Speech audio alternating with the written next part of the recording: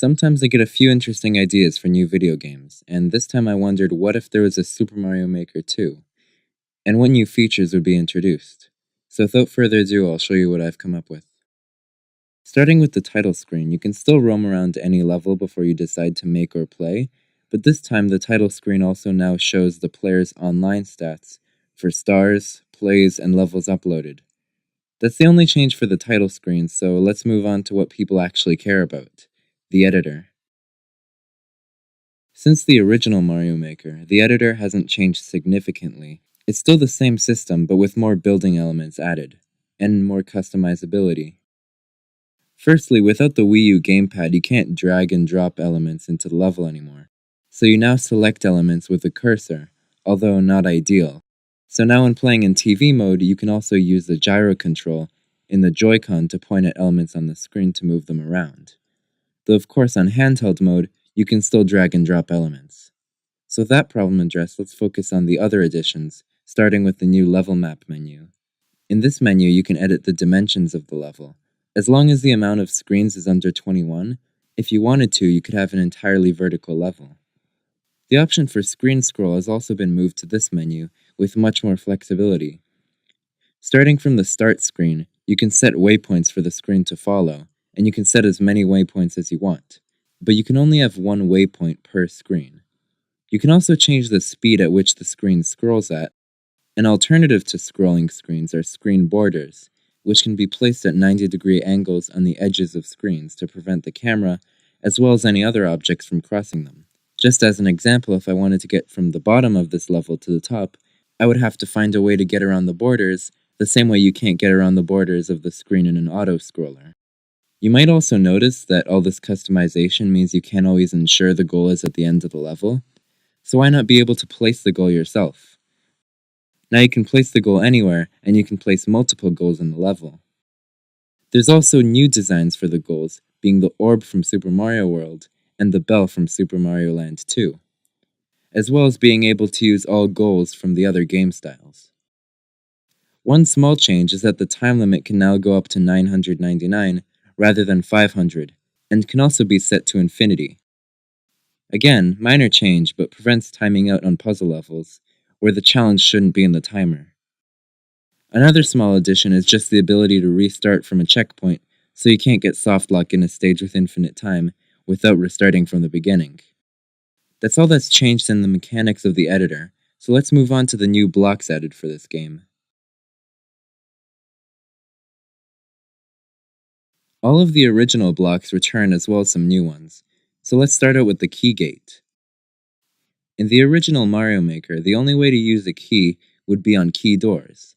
But because you could only place 4 sets of doors, and they kind of break the flow of gameplay, I thought the key gate might be a welcome addition. It's basically a blocked off wall until you get a key to open it. You can even make locked pipes by placing a key gate in front of them. Next are the colored switches from Super Mario World. You can create 4 types: green, yellow, red, and blue. And if you jump on them or into them, the blocks of those color appear throughout the rest of the level, adding more potential for exploration. There are also now bump blocks, which can be bumped from below without being destroyed, and signs have also been added, and you can draw designs on the sign using the touchscreen or a cursor. Another new type of platform is the spinning platforms from Super Mario Bros. 3, which occasionally spin to make platforming more difficult. And just like the burners can be shaken to spin at different intervals. Another block from Mario 3 are these moving bolt things, which move when jumped on. They can also be changed in length in the editor, which lead us to our next block, the slope. In the editor, using the slope block, you can select 2 vertices to draw a line, and as long as the line doesn't cross an already placed block, it creates a slope.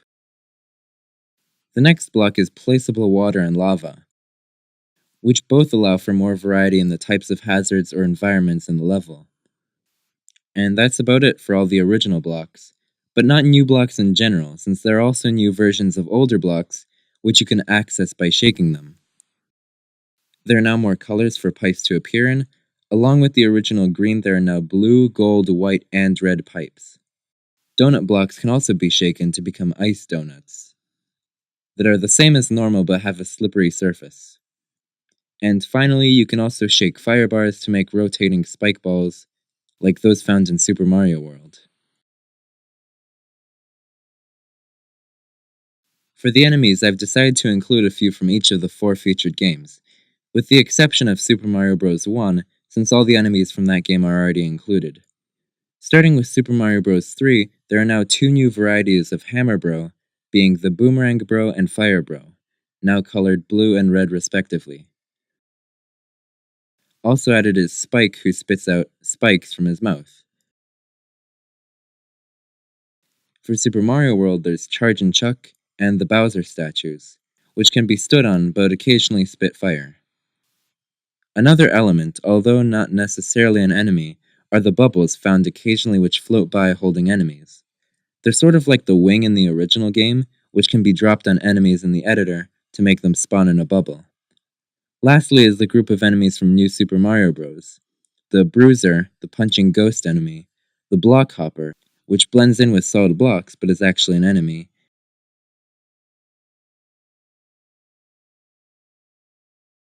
and finally everyone's favorite enemy, the Snailicorn. Additionally, there's also one more Boo Ring formation to add into levels. All the themes from the last game are still here, except there's also 3 additional above ground themes, being the Snow theme, Desert theme, and Forest theme. Another feature to the themes are that in any theme where the sky is visible, you can select from 3 times of day, morning, noon, and night. So with all the new features of the editor shown, let's move on to the course world. Before I talk about 100 Mario Challenge and stuff like that, I first want to introduce the new currency for this game, known as Maker Coins. Maker Coins are earned through many different methods that you do naturally by just playing the game. For example, you can get them depending on your performance in the 100 Mario Challenge. You can also get them by completing levels in Course World and logging in each day. The purpose of these coins are to open up the costume box found in the Course World menu. Each time you open a box, you get a new costume. In the original game, costumes were found in the 100 Mario Challenge, but the reason the costumes have been moved to a box that takes currency is so that you're always rewarded for whatever you do, not just the 100 Mario Challenge. So with that out of the way, let's move on to the challenges.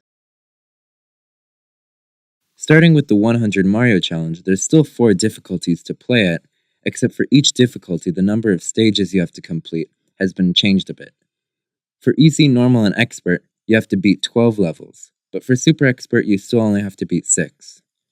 A new addition is that you can select how many stars the level has to have to appear in your challenge.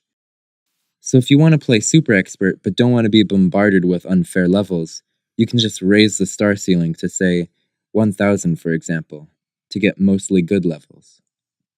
Additionally, you can decrease the number of lives you start with to increase the number of maker coins you can win. Speedrun Challenge is a completely original mode for this game, along the lines of 100 Mario Challenge.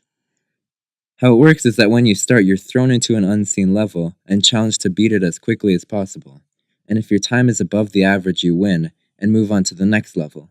If you die in the level, or beat it under the average time, you still move on to another level, but you don't win anything.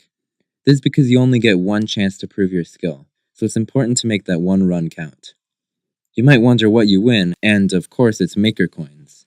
You get more depending on how high your time was relative to the average, so you're also encouraged to do more than just the bare minimum. You also get more rewards based on how high your win streak is. And with that said, we've reached the end of my idea. Hopefully you enjoyed it, and maybe someday it'll come true. But for now, thanks for watching.